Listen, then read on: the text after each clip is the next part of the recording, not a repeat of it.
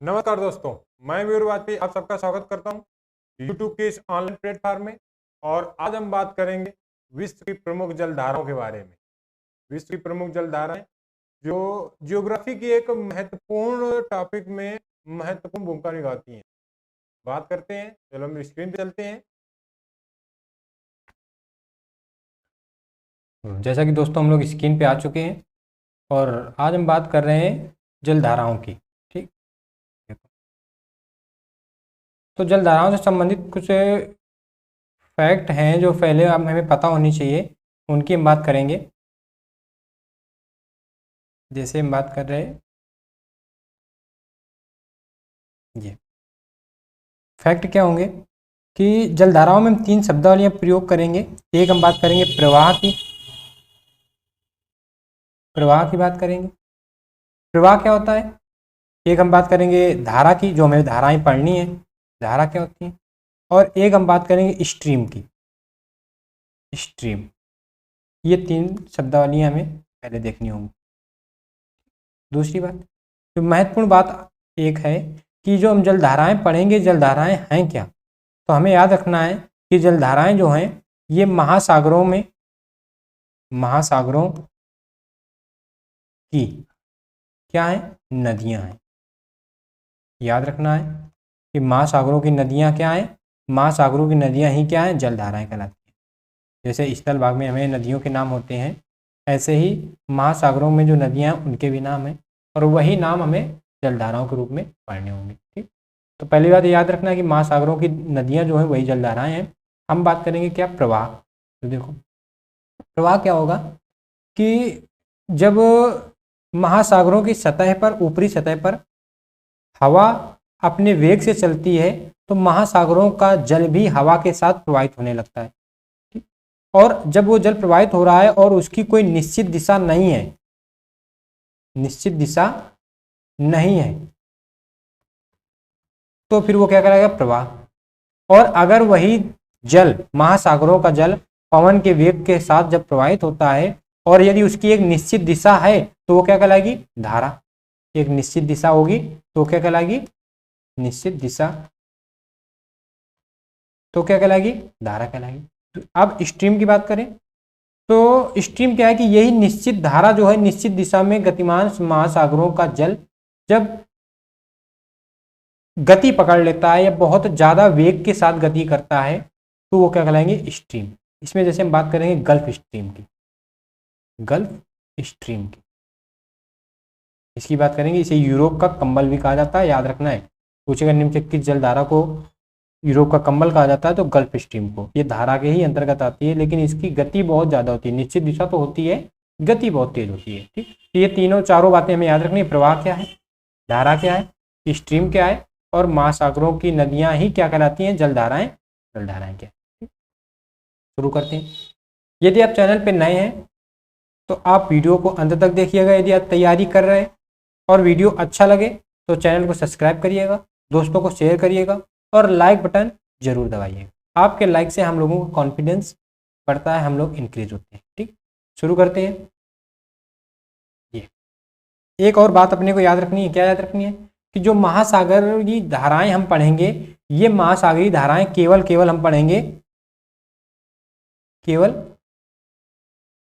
3 महासागरों में पढ़ेंगे, 3 महासागरों में पढ़ेंगे।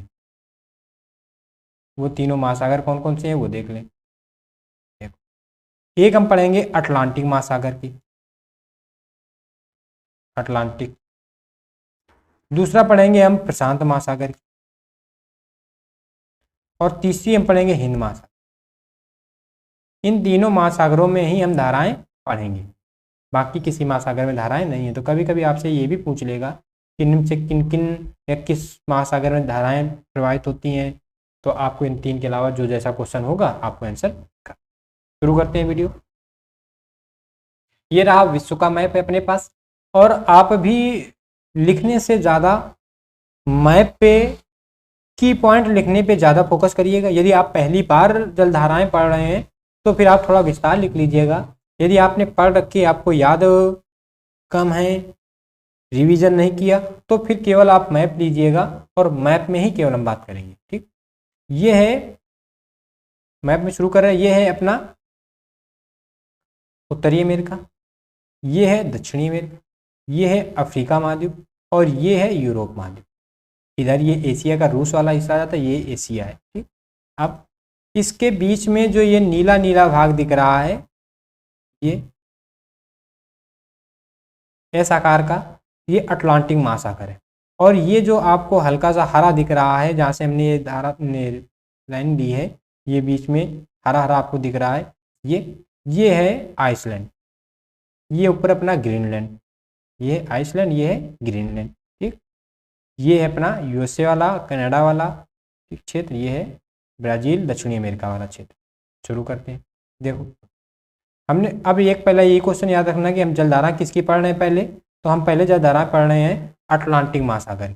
वो कौन सा, यस आकार का, तो यहाँ पे हम लिख लें अटलांटिक महासागर, अटलांटिक महासागर या यस आकार का सागर।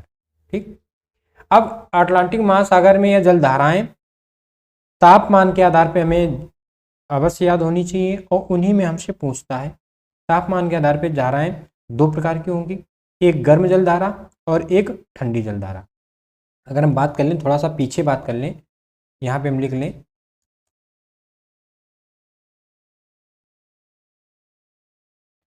कि तापमान के आधार पे जलधाराएं कितने प्रकार की, दो प्रकार की। कौन कौन सी होंगी, बात कर लें।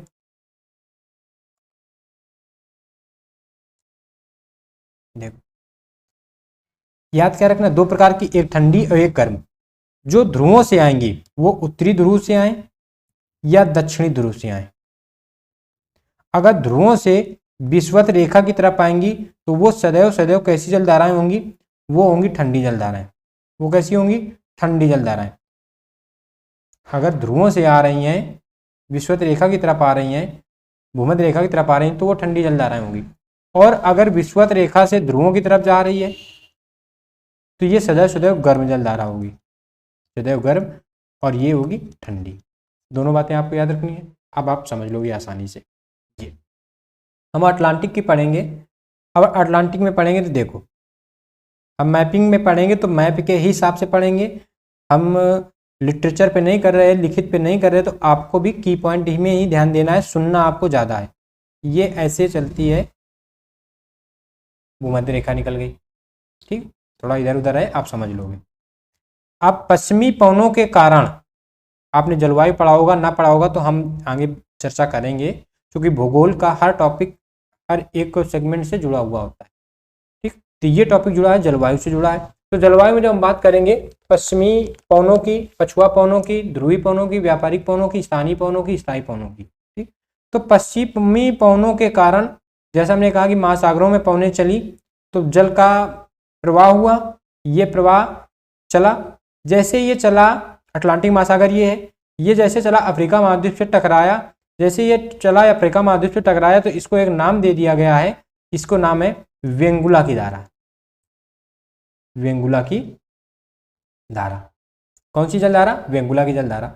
अब ये देखो, आप ध्रुवों की तरफ से कहाँ जा रही है, भूमध्य रेखा की तरफ, तो ये कैसी है, ये है ठंडी, यानी हम इसको कर देंगे कूल। कैसी है, ये कूल है। अब जैसे ये इसी के सहारे, तट के सहारे सहारे बढ़ती है ऊपर की तरफ, और ऐसे बढ़ते हुए ये भूमध्य रेखा के साथ पूर्व से पश्चिम की ओर गति करने लगती है। तो भूमध्य रेखा के पास जब टकराती है, भूमध्य रेखा पे जाकर टकराती है, तो यहाँ पे इसका एक नाम पड़ जाता है गिनी की धारा। कौन सी धारा, गिनी की धारा। गिनी तट पड़ता है तो गिनी की धारा। ठीक, अब गिनी की धारा कहाँ है, भूमध्य रेखा के पास, तो ये कैसी है, हॉट जलधारा, गर्म जलधारा।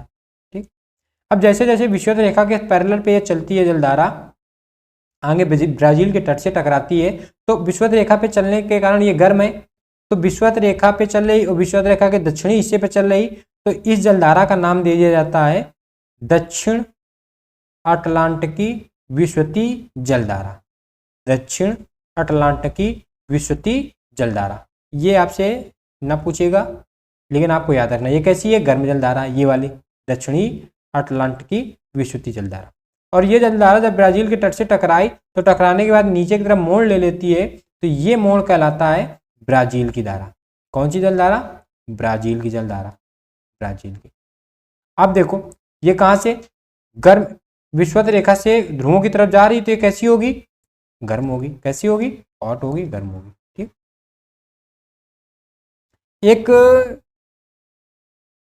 एक वेंगुला की जलधारा हमने पढ़ी है, एक ब्राजील की जलधारा पढ़ी है। ये दक्षिणी अटलांटिक में है, ये ठंडी जलधारा है, ये गर्म जलधारा है। एक गिनी की जलधारा, ये भी गर्म जलधारा है। और एक दक्षिण विषुवती, ये दक्षिण अटलांटिकी विषुवती जलधारा गर्म जलधारा है। ठीक। ऐसे ही ऊपर की तरफ एक प्रवाहित हो रही है उत्तरी अटलांटिक विषुवती जलधारा, ये गर्म जलधारा है। ये याद रहे ना याद रहे कोई दिक्कत नहीं। अब ये जैसे ही टकराई, ये ऊपर की तरफ बढ़ी, तो यहाँ पे एक द्वीप पड़ता है, नाम है सेंटलीज। पेन थोड़ा सा दुबला कर दे। ये एक द्वीप पड़ता है, इस द्वीप का नाम है सेंटलीज।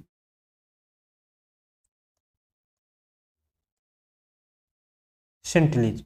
ठीक। अब सेंटलीज की जलधारा याद रखनी, सेंटलीज द्वीप है, इससे टकराई, टकराने के बाद एक हिस्सा इसका ऐसे ऊपर की तरफ गया, तो ये कहलाती है सेंटलीज की जलधारा। और एक अंदर की तरफ थोड़ा सा आया और ये फ्लोरिडा खाड़ी पड़ती है, फ्लोरिडा की खाड़ी पड़ती है मैक्सिको के नीचे, तो ये यहाँ से जब गई तो ये कहलाती है फ्लोरिडा की धारा, फ्लोरिडा की धारा, फ्लोरिडा। अब आप देखो ये विषुवत रेखा से गई हैं, ये दोनों कैसी हैं? गर्म है। ये भी कैसी है? हॉट है। और ये भी कैसी है? हॉट है। ठीक। अब ये फ्लोरिडा की संधि जो जल संधि है, यहाँ से मैक्सिको की खाड़ी से फ्लोरिडा जल संधि से जैसे ये आप निकलती है, तो सकरे होने के कारण बड़ी तेज निकलती है और आगे सेंट्रलीज से मिल जाती है। और सेंट्रलीज से मिलने के बाद क्या करती है? स्पीड पकड़ लेती है, बड़ी तेज स्पीड के साथ ये ऊपर तक चली जाती है, यूरोप के ऊपर तक। अब ये है कैसी? गर्म है, तो यूरोप का कंबल कहा जाता है इस जलधारा को। तो इस जलधारा का नाम क्या है? तो इस जलधारा का नाम है गल्फ स्ट्रीम की जलधारा, गल्फ स्ट्रीम की जलधारा। याद रहेगा। ठीक। अब ये जैसे ही नॉर्वे के पास पहुंचती है, नॉर्वे के ऊपर पे ऊपरी तट पे, तो ये 3 भागों में बढ़ जाती है, ऐसे ऐसे और ऐसे। ठीक। ये जो ऊपर की तरफ चली गई ये कहलाती है इरमिंगर की जलधारा, इरमिंगर। ये जो जलधारा है ये कहलाती है नॉर्वे की। ये जो नीचे की तरफ आ रही है ये कहती है रैनेल की, रैनेल की। ठीक। ये कैसी हैं? ये तीनों गर्म जलधाराएं हैं। कैसी जलधाराएं हैं? गर्म जलधाराएं। तीनों कैसी हैं? हॉट जलधाराएं। अब ये है कौन सा? ग्रीनलैंड। हमने व्हाइट वाला बताया, ग्रीनलैंड है, ये ग्रीनलैंड है। इसके पूर्वी, ये पूरा वाला हिस्सा है, पूर्वी तट के किनारे किनारे एक जलधारा आती है, तो इसका नाम मिलता है पूर्वी ग्रीनलैंड की जलधारा, पूर्वी ग्रीनलैंड की जलधारा। अब ये ध्रुवों से नीचे की तरफ आ रही थी, ये कैसी है? ये कैसी है? कूल है, यानी ठंडी जलधारा। और एक ये लेब्राडोर सागर पड़ता है, यहीं पे एडसन की खाड़ी पड़ती है, यहाँ से एक निकलती हुई जलधारा आती है और दोनों मिलने के बाद ऐसे इसमें गल्फ स्ट्रीम में मिल जाती हैं ये, तो ये कराती है लेब्राडोर की जलधारा, लेब्राडोर, लेब्राडोर की जलधारा। तो ये लेब्राडोर की जलधारा भी कहाँ से? ध्रुवों से आ रही विषुवत रेखा की तरफ, तो ये भी कैसी है? ठंडी जलधारा है। कैसी है? ठंडी जलधारा है। ठीक। अब आप देखो ये सेंट्रीज की जलधारा हो गई थी, ये सेंट्रीज की जलधारा थी। ठीक। अब आप दूसरे मैप पे देखोगे,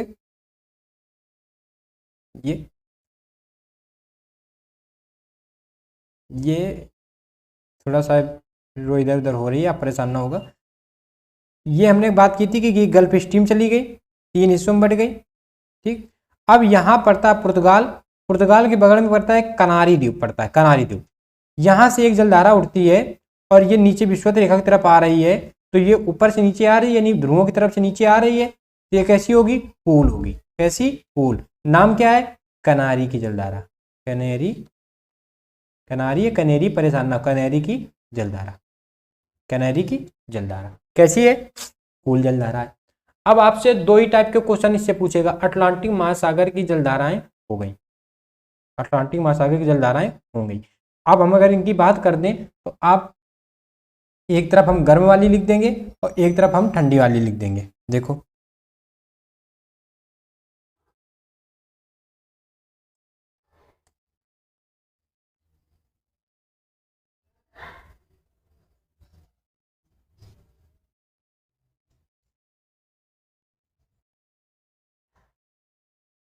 अब देखो हम यहाँ पे लिख रहे हैं अटलांटिक की जलधारा, अटलांटिक महासागर की जलधाराएं, अटलांटिक महासागर की जलधाराएं। एक तरफ हम लिख रहे हैं गर्म जलधाराएं और एक तरफ हम लिख रहे हैं ठंडी जलधाराएं। ठंडी, गर्म में क्या है, हमने एक बात की, गिनी की जलधारा, ब्राजील की, ठीक, दक्षिणी अटलांटिक विस्वती जलधारा, ठीक, ऊपर सेंटलीज, सेंटलीज की जलधारा, और सेंटलीज की कौन सी, फ्लोरिडा की जलधारा, फ्लोरिडा की जलधारा। इसी में बात करते हैं और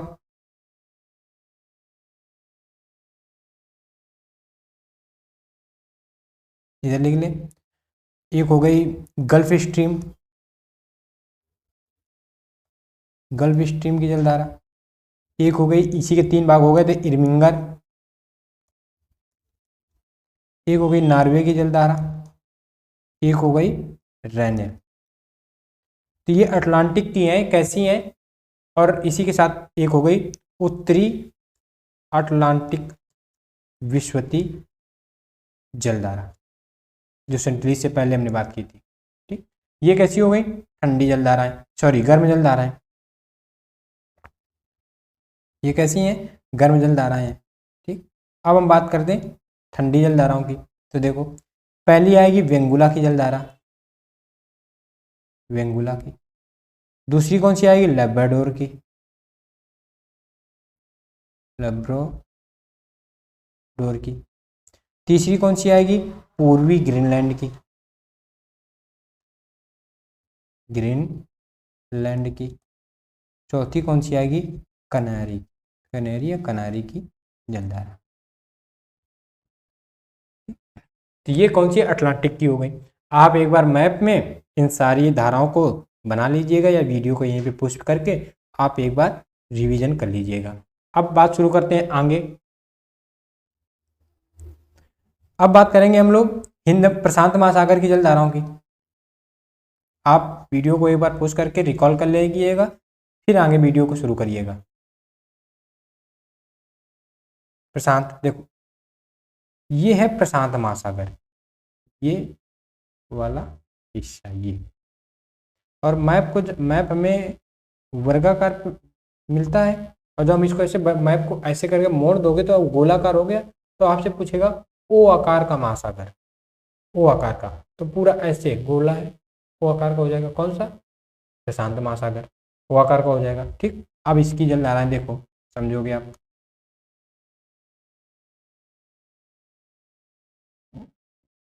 वही पश्चिमी पवनों के कारण ऐसे जलधारा चली, ये एक चली थी, ये इधर तो अटलांटिक में चलेगी वेंगुला की।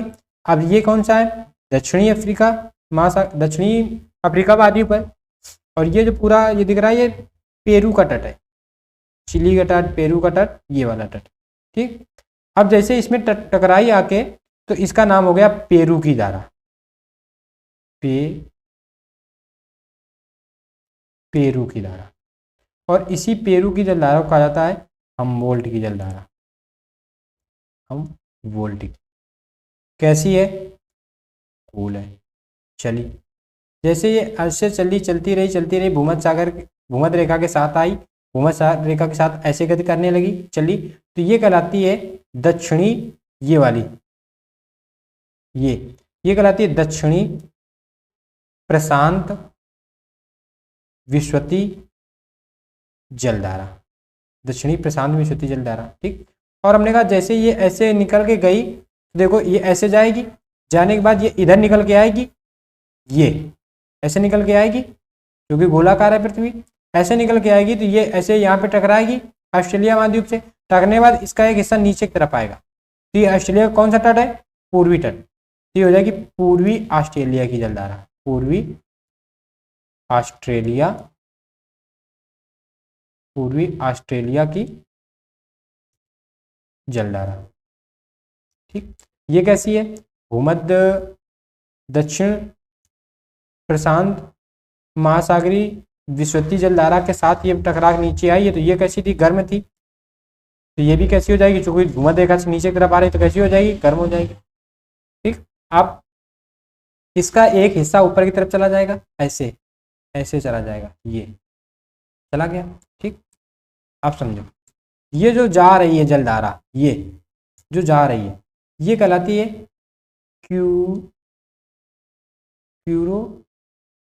क्यूराइल की जलधारा। क्यूरोशियो, एक मिनट, क्यूरो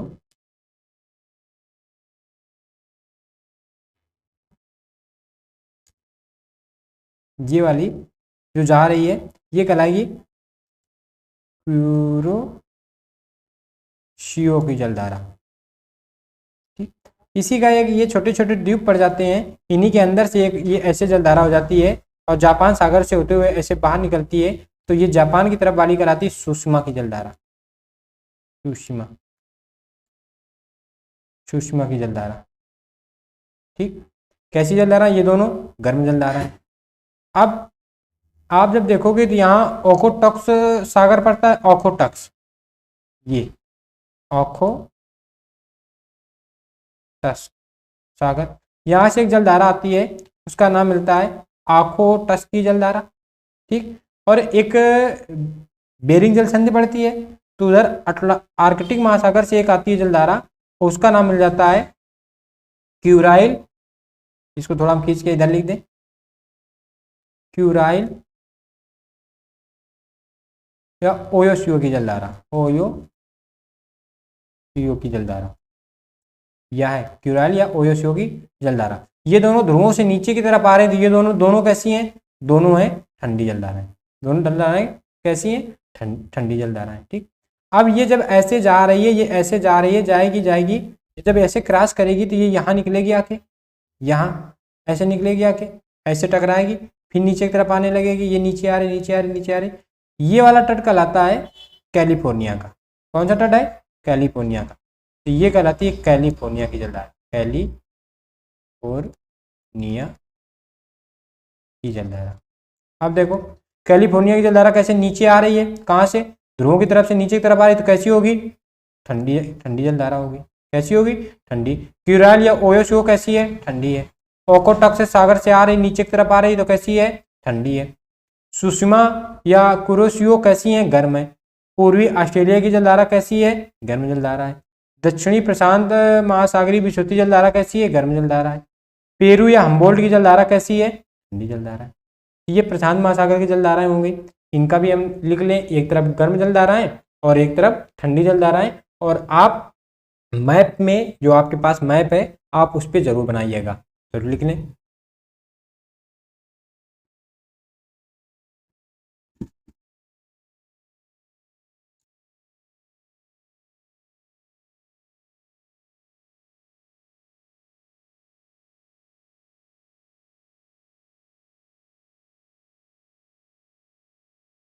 यहाँ लिखने की बात हुआ करे तो आप वीडियो को थोड़ा स्पीड पे भी कर सकते हो, क्योंकि हम रफ करके लिख रहे हैं तो थोड़ा हो सकता है समय लग रहा है, तो आप वीडियो को थोड़ा स्पीड करके लिख लोगे।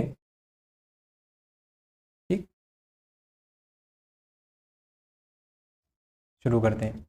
यहाँ हमने लिखा प्रशांत महासागर की जलधारा। जलधाराएं क्या हैं? ये सागरी महासागरीय नदियां हैं। ठीक, अब एक तरफ हमने लिखी गर्म और एक तरफ लिखी हमने ठंडी। पहले गर्म में लिखे तो देखो, गर्म में लिख रहे हैं तो दक्षिणी प्रशांत महासागरीय विस्वती जलधारा। ठीक, पूर्वी ऑस्ट्रेलिया की जलधारा। ठीक, उत्तरी प्रशांत महासागरी विश्वती जलधारा। क्यूरोसियो की जलधारा। ठीक, सुषमा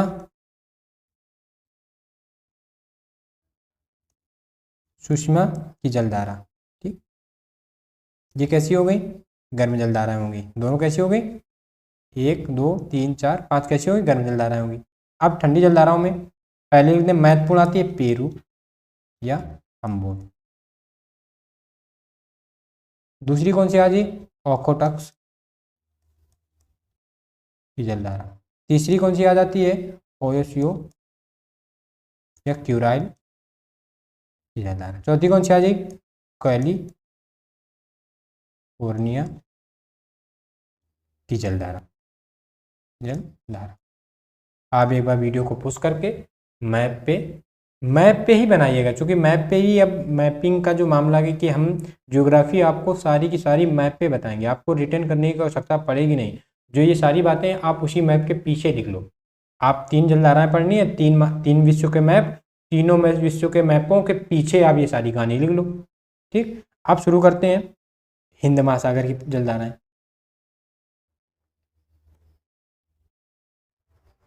ये है। ठीक, अब देखो ये है अपना प्यारा भारत। ये अपना प्यारा भारत। ठीक, ये है प्यारा भारत। इसके नीचे का जो क्षेत्र है वो पूरा का पूरा क्षेत्र कैसा है? हिंद महासागर का क्षेत्र है। अब यहाँ से चली पौने ऐसे टकराई, टकराने के बाद ऐसे घूम के फिर ऐसे आई विषुवत रेखा के नीचे से। ठीक है, अब देखो जैसे ये नीचे इस पर टकराई, ये टकरा रही है। ठीक, तो ये ऑस्ट्रेलिया का कौन सा? पश्चिमी। तो पश्चिमी, इसका नाम हो गया पश्चिमी ऑस्ट्रेलिया की धारा। पश्चिमी ऑस्ट्रेलिया की धारा। आप समझो, पूर्वी ऑस्ट्रेलिया की जलधारा प्रशांत महासागर की थी और पश्चिमी ऑस्ट्रेलिया की जलधारा हिंद महासागर की है। पूर्वी ऑस्ट्रेलिया की जलधारा गर्म जलधारा थी, जबकि पश्चिमी ऑस्ट्रेलिया की जलधारा कैसी है? ठंडी जलधारा है। याद रहेगा। ठीक, अब ये जैसे चली यहाँ पे टकराती है आके अफ्रीका महाद्वीप से सोमालिया के पास, जैसे ये नीचे की तरफ एक जलधारा आ गई, तो ये जो द्वीप जैसा दिख रहा है ये मेडागास्कर है, और ये इधर पड़ता है मोजाम्बिक। ये क्षेत्र है मोजाम्बिक का, जो हम कर रहे हैं हाईलाइट, ये मोजाम्बिक का है, और ये है मेडागास्कर। तो मोजाम्बिक और मेडागास्कर के जब मध्य से ये गुजर रही है तो ये कहलाती है मोजाम्बिक की जलधारा। मोजाम्बिक की जलधारा। और एक ऐसे इस पे टकराएगी, टकराने के बाद ऐसे नीचे की तरफ आएगी तो ये कहलाती है मेडागास्कर की जलधारा। मेडागास्कर की। ठीक, अब देखो ये विषुवत रेखा से नीचे की तरफ आ रही, तो दोनों कैसी हैं? दोनों गर्म जलधाराएं अर्थात हॉट जलधाराएं। दोनों आके आगे ऐसे मिलती हैं, मिली तो ये कहलाती है अगुलहास की जलधारा। अगुलहास की जलधारा। ठीक, अब हिंद महासागर की एक पश्चिमी ऑस्ट्रेलिया की जलधारा हमने पढ़ी, कैसी है? ठंडी है। इसके जब ये विषुवत रेखा के समांतर प्रवाहित होगी तो यहाँ पे भी इसका नाम आ जाता है दक्षिणी हिंद महासागरी विश्वती जलधारा। कैसी होगी? गर्म जलधारा होगी। जैसे ये सोमालिया के तट से टकराई, नीचे की तरफ एक जलधारा आ गई, एक मोजाम्बिक की जलधारा और एक बन गई मेडागास्कर की जलधारा। फिर जब दोनों ये आगे आके मिल जाती है तो बन जाती है अगुलास की जलधारा। अब आपको याद क्या रखना है कि ये एक केवल यहाँ पे अभी ठंडी जलधारा मिली है, बाकी ये 1 2 3 और ये विषुवत रेखा वाली 4 कैसी है? गर्म जलधाराएं। याद रहेगा।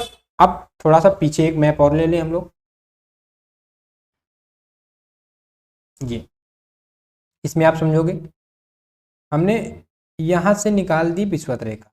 ठीक, देखो ये नीचे वाली तो सारी जलधाराएं होंगी ऐसे, नीचे मोजाम्बिक है, नीचे मेडागास्कर, अगुलास। अब जब सोमालिया से हमने बताया कि ऐसे टकराई तो एक जलधारा ऊपर भी तो जाती है, जाएगी, तो ये कहलाएगी सोमालिया की जलधारा। कौन सी? सोमालिया की जलधारा। सोमालिया। और सोमालिया को डाकुओं का देश या चोरों का देश कहा जाता है। पेन चेंज कर ली, कलर थोड़ा सा समझ नहीं आ रहा है। ये है सोमालिया, आप समझ लोगे, सोमालिया लिखा है, सोमालिया की जलधारा, ठीक। और अब ऊपर की तरफ जलधाराएं नहीं बनती हैं, क्यों नहीं बनती? क्योंकि आपसे पूछेगा निम्न से किस महासागर की जलधाराएं ऋतु परिवर्तन पर आधारित होती हैं, तो हिंद महासागर की। और कौन सी जलधाराएं? उत्तरी हिंद महासागर की। यानी उत्तरी हिंद महासागर की अगर बात करें तो ये वाला हिस्सा, ये ऐसे जैसे ही वर्षा ऋतु आती है तो ये हिंद महासागर की मानसून वाला क्षेत्र, मानसून वाले जब समय आता गर्मी वाला, तो उत्तर भारत में गर्मी पड़ती है तो ये पवनों की दिशा बदल जाती है, और जब पवनों की दिशा बदल जाती है तो ये क्या हो जाती हैं? परिवर्तित हो जाती है। तो पूछेगा निम्न से कौन ऋतु परिवर्तन से संबंधित महासागर की जलधाराएं हैं, तो हिंद महासागर की। और ये आकार कैसा बन गया? यम। तो हिंद महासागर किस आकार का है? यम आकार का बन गया, यम, ठीक, यम आकार का। तो ये ऊपर की जलधाराएं जो होती हैं वो ऋतु परिवर्तन पर आधारित होती हैं, तो उनमें कोई प्रभाव नहीं पड़ता। आप एक बार मैप को अच्छे से, तीनों मैपों पे पूरी अगर बात समझ में आई है तो आप उसको मैप में ही राइट डाउन करिएगा, और मैप के पीछे बाकी की कहानी लिख लीजिएगा, ठीक। दूसरी बात, आपने सुना होगा अल नीनो और ला नीनो। अल नीनो का संबंध और ला नीनो का संबंध, दोनों का संबंध ऋतु परिवर्तन से होता है। कभी आपने देखा होगा कि मौसम, बरसात हुई तो हो ही रही है, बरसात नहीं हुई तो नहीं हो रही है, वो अल नीनो और ला नीनो प्रभाव, ठीक। ये अल नीनो और ला नीनो प्रभाव की बात हम करेंगे जब जलवायु टॉपिक की बात करेंगे। इसमें केवल हमने जलधाराओं की बात की है, तो आप केवल जलधाराओं की बात करेंगे, ठीक।